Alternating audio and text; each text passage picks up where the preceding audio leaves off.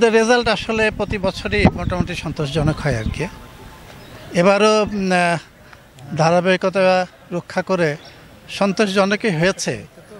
তবে আমি এখন পর্যন্ত টোটাল রেজাল্টটিকে জানি না, মানে বোর্ডের রেজাল্টটা কিন্তু এখন পর্যন্ত জানি না।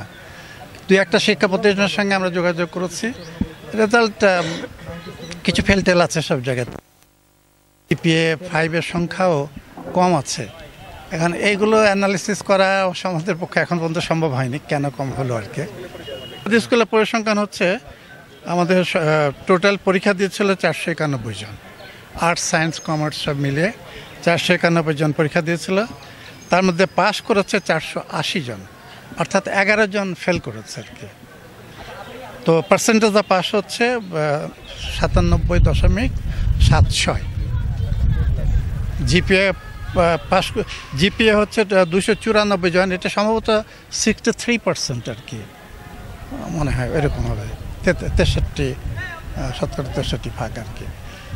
এখন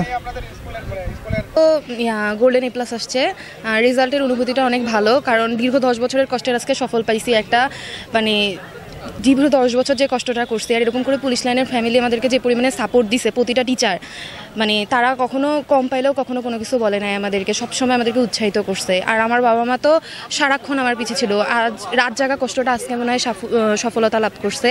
মানে এতটাই খুশি হয়েছি যে নিজেকে কিছু বলতে পারবো না, আসলে এটা শব্দে প্রকাশ করার মতন কোনো কিছু না।